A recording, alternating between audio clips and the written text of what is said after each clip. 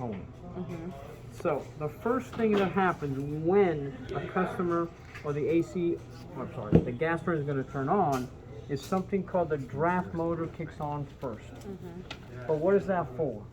The job of the draft motor is to provide air into the combustion chamber and to blow the exhaust fumes out in the building somewhere outside the building somewhere. So the first thing that would turn on is the draft motor. But there has to be a lot of safeties in these gas burners. Gas is kind of dangerous. So this switch right here, which is called a draft pressure switch, what is it for? I'm going to compare it to like a vacuum pump and a micron gauge. This is like the vacuum pump. This is like the micron gauge.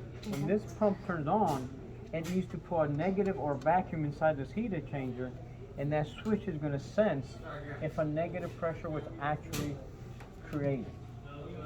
If the pressure switch is not created, then it's going to shut the whole gas furnace down. Why is that? Because we don't want to turn on the flame if it's not drawing the fumes out of the building, if it's keeping the fumes inside. Plus, it's not going to have any air for the combustion process. So once the draft motor kicks on, the pressure switch says, okay, everything's safe. The next component is this one back here. What is that? It's called a hot surface igniter. Real fancy terminology again.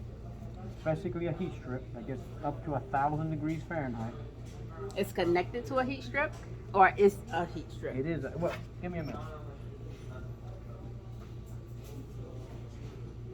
I'm gonna need you to send me this. Okay, no problem. She look nerdy stuff. We could have been out of here. Yo, what's up? I forgot where I left off on the mini split. All you gotta do is fucking connect to the wires, dude. No, You're I done. I had to redo the frame last week because it was falling off the wall, It's fake. and I redid it. But But I need to. this an Oh igniter? wow, Yeah. What is that? that's a heat strip. That thing is That's a heat brittle. strip. That's wow. Now, I'm you scared do, to touch those. you do not want to put your fingers anywhere in this carbon material. Sometimes the grease from your hands, when you put power, can burn the heat strip. Oops. Mm. What's the first thing I did? Because I would thought about that this comes on, then this, then the hot mission of night is, then that. I got it wrong. So the hot surface igniter, which is only a heat strip mounted right here where the distributor's at inside, it's going to turn on. It's going to go red hot. You're actually going to see it turn red when we turn on the gas furnace. So what happens next? So just to recap, the draft motor turns on first. The pressure switch senses that the negative pressure was created in the heat exchanger.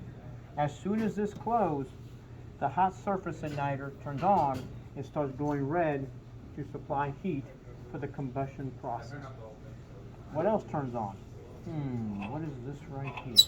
The gas line, huh? The gas valve or the gas line. So gas comes in, it stops until the gas valve, which right up here gets 24 volts. Usually between C and main or high, gets 24 volts. It opens, and now gas travels through the pipe to something called the orifice of the distributor. Since this is creating a negative pressure, the gas gets drawn inside the heat exchanger. Like it's shooting gas in those Yeah, we're chambers? going to take this apart so we can see it in the chambers. But what's located inside that chamber? The heat strip. The heat strip.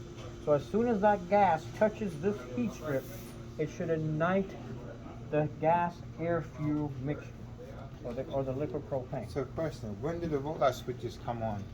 When did that? The rollout switches only help or save if the flame rolls out or jumps out of the heat exchanger. That's another reason we want that draft motor to run. That's But doesn't it also shut it off? yes, that's a high limit. The high limit switch. So what happens, or does it know when the flame turned on? It has to.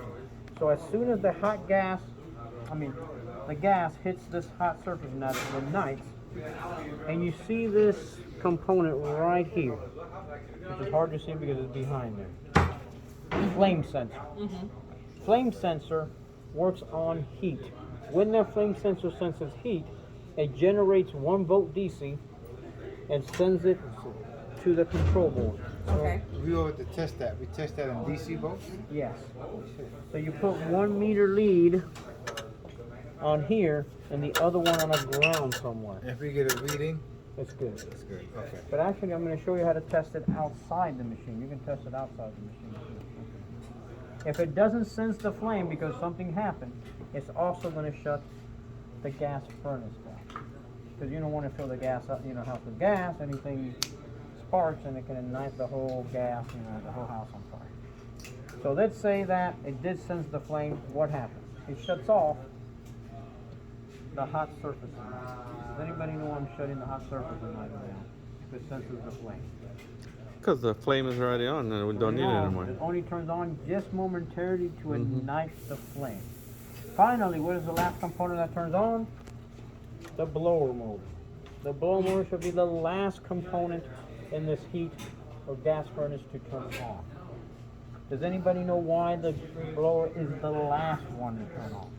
Well, because the one first blowing all the this hot gotta air. take place to get heat, and then That's gonna move Yeah, it. can you That's what I imagine gotta if the- move. If the blower turns on, so much cold air is going to come out of the vents.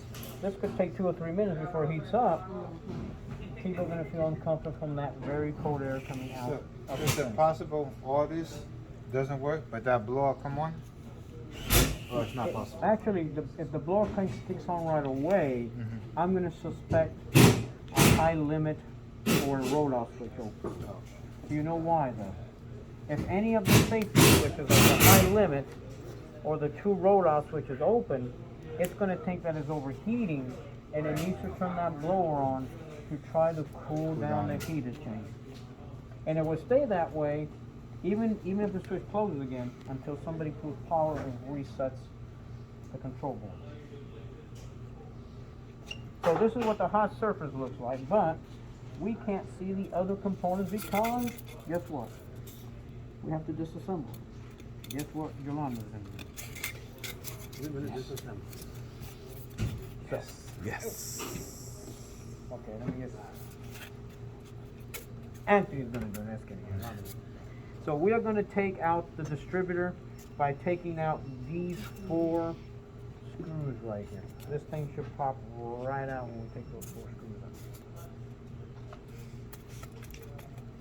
Oh, looks like that's Keto. He's the only one with the blue. So the board, like people say, that's like one of the biggest problems with gas furnace, the boards.